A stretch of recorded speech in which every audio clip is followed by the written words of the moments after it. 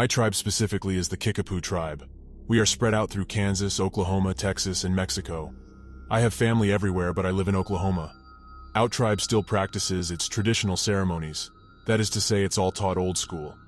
Outsiders are not welcome, and nothing is written down. And we have several tribal members who don't even speak English or know anything about what's going on around the world. Anyway, when I was young, there was a ceremony that had to take place in Mexico every year. All families essentially have to make a trip down there. Out of respect for my tribe, I won't include exactly what happens, but it shouldn't matter. All that you need to know is my grandmother has a house down there that my relatives rally at. There is a lot of us, more than the house can hold.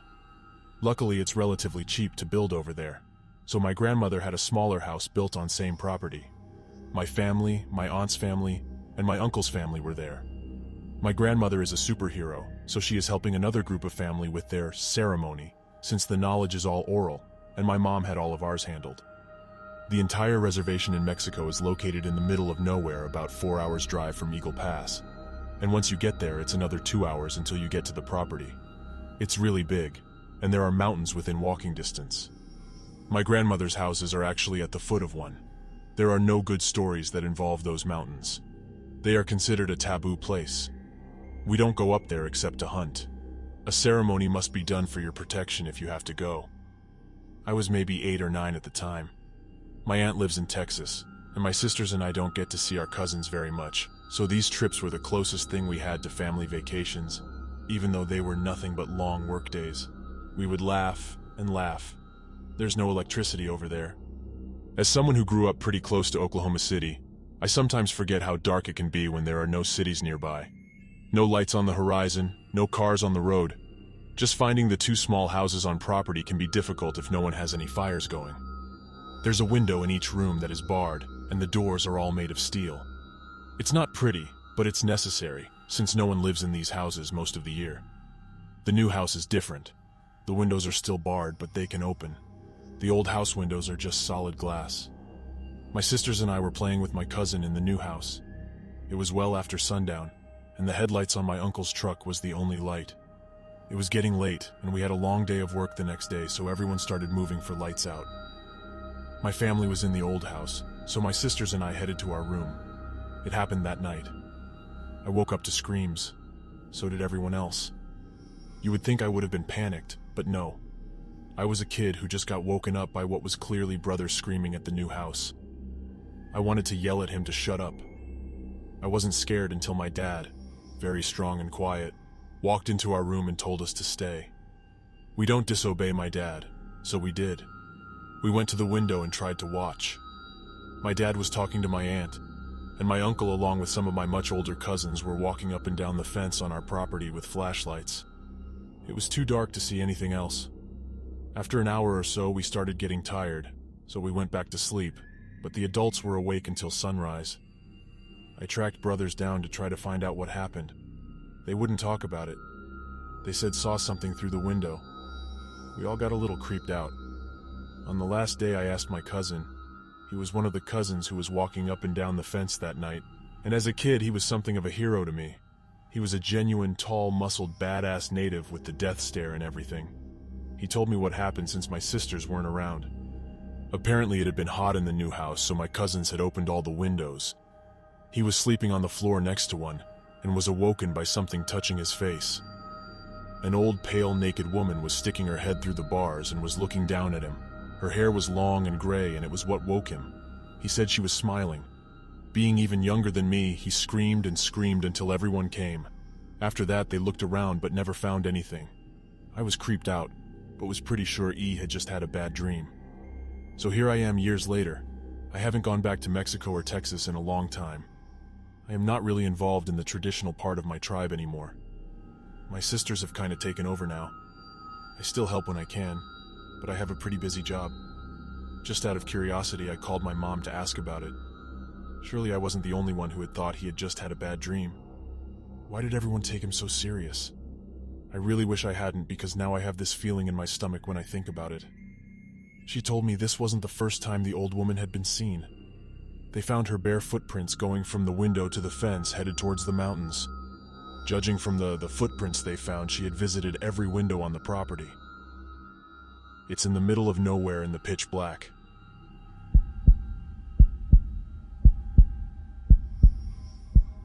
It happened about 2 hours ago. My family and I are actually currently on a road trip from Florida to Wyoming. Today, however, we decided to set up camp at a secluded, backwooded camp in the wilderness by a lake. Only one other recreational vehicle was parked here, and it was all the way on the opposite side of the lake. When we first got here, we were looking around at the area, and I immediately noticed the beautiful rocks and minerals all over the place. There were so many. I then noticed a picture-perfect bundle of wheat lying on the ground. I looked online at what it is called, and it says it is called a sheaf. Well, I thought it looked nice, and my dad told me to keep it and put it in the recreational vehicle as a keepsake. About 3 minutes later, my youngest brother Joe came to me and told me that he found some bones by a tree. I was immediately concerned and followed him to the bones. Sure enough, there was a bone about the size of my forearm that looked a lot like a dog bone out of a cartoon, and a couple of other skull-like bones, not human skull, beside it. Mind you, these bones were in no particular formation, just in a pile. It didn't look as if it was a complete set of bones, and they were not human bones, at least not that I know of. I'd also like to add that the bones had no sort of remains on them. Just bone. My other brother, John, then came over to us and noticed the bones as well. It was extremely creepy. I had walked away and so did Joe, but while we were gone, John moved one of the bones around with his shoe, which immediately worried me. We left the area and began to just relax with family for a while. We also took a trail behind where the recreational vehicle was parked. It was a nice half-mile trail, but very much in the wilderness. Later, we noticed that the sun was setting and the fireflies were coming out, so we decided to take the trail once again, but this time at sunset. We were having a great time, and finally came to the point where we have to choose to take a left, right, or continue forward. We were standing there for at least a minute discussing what we should do. I had a bad feeling and told my brothers, I really don't want to continue forward or walk to the right. It's an unknown area that we haven't done. Joe replied, yeah. John was spinning in a circle for fun. We then heard a noise like a screech. Joe said quietly, what was that? Not even 5 seconds went by, and we then heard a screech-like growl. It was not a human sound. Joe immediately bolted back to the recreational vehicle and shouted, run! And me and John stood there 2 more seconds as we both saw with our own eyes a figure about 6 tall, a wide build, and something in front of it which looked like a claw the size of a human head.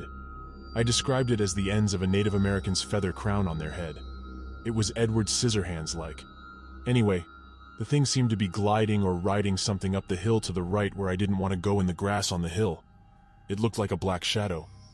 Mind you, all of this happened literally within a 10-second time span, from the first growl to the second, and to the figure moving. John and I immediately bolted behind Joe back to the recreational vehicle. I have never been so afraid for my life. I ran like the wind, so fast that I thought I'd die from tripping down the hill. As we're running back, John is shouting at me, that was probably just Dad! It's just Dad! I kept yelling no, it wasn't, and cussing like crazy out of fear. We arrived to the recreational vehicle, and the first person we saw was my dad. The figure wasn't my dad. We hysterically were laughing and breathing. We were laughing because we couldn't believe we were alive, and made it back to the recreational vehicle, and couldn't believe what we had just witnessed.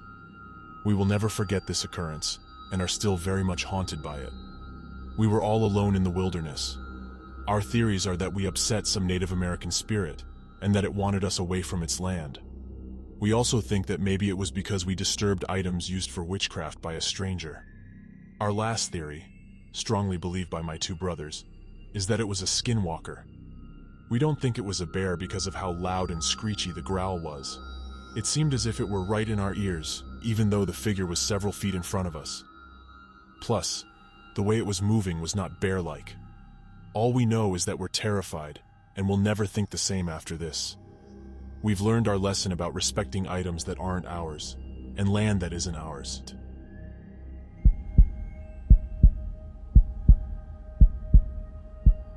Before I start my story, I have to explain something. I've never been afraid of dolls.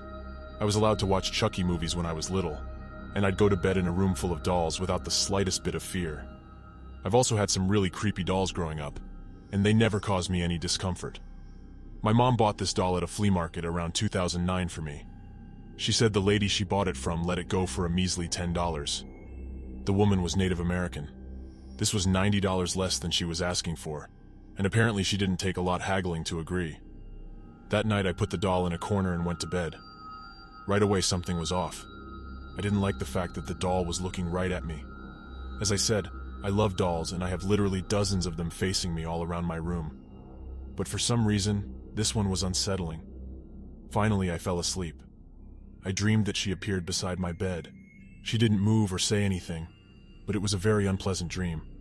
Of course, when I woke up, she hadn't moved from where I placed her the night before. Later that year, I moved out of my parents' house and took the doll with me. I took most of my dolls with me. You're probably wondering why I didn't leave the one giving me the willies behind. It was because I thought I was being really silly, and I didn't want to hurt my mom's feelings. It was really a nice doll and she thought I would like it. Anyway, the doll was putting off the same vibes in the house I was renting with roommates. I eventually put the doll into my closet because I learned she didn't have to be staring at me to make me uncomfortable. She only had to be in the room. It didn't help. I imaged the closet door slowly creeping open at night while I slept. The roommate situation didn't work out. Nothing to do with the doll, though. So I moved back in with my parents. By this time, I was used to being creeped out as I slept, so I just put the doll in the corner there. She stayed for a few years. Only it got a little worse. I began hearing voices whispering in my room. I could never make out what was being said, but it would always happen when I was trying to go to bed. I kept having that same dream where I would look over to the side of my bed, and there she would be, staring at me. This kept up until 2013 when I moved in with my boyfriend. My boyfriend hates dolls and flat out forbade me to bring any into his house. He calls them creepy demon portals. So I left them all with my parents. I didn't have the dream anymore, and I didn't think of the doll again until this summer, 2014. My boyfriend had to leave the state because of a family crisis for a while, so I moved back in with my parents. When I entered my room, I didn't notice anything funny. I didn't really notice any of the dozens of dolls around my room. I just lay down and went to sleep. For the first time in forever, I had the dream again. This time I heard the whispering in the dream, which I never had before. It always occurred as I was going to sleep, but I didn't hear it once I had drifted off. When I woke up, I noticed the doll was gone. Very concerned, I asked my mother what the deal was. She said my grandma had stayed over and slept in my room, but was so creeped out about the doll, she asked my mom to move it into another room. So the doll was now in my sister's vacant bedroom. My sister was living elsewhere. This part really freaked me out. I always thought maybe the voices in the dream were products of suggestion. The doll was creepy, so thinking of her created voices in my imagination and some bad dreams. But why would that happen when I hadn't even noticed the doll was missing? I hadn't been thinking of her at all when I went to sleep. Another big red flag is that my grandma was creeped out by it too. I've collected dolls since I was little, and my grandma had never before had an issue with any of the dolls in my room. Just the Native American doll. I tried to do some research on it, like if it was mass-produced and if anyone else found them creepy. I can't find anything at all. One last thing I should add. I never named the doll. I always name my dolls. It's just that I've been a little put off by this one, so I never bothered to name her. My boyfriend joked that she's probably just annoyed I didn't give her a name.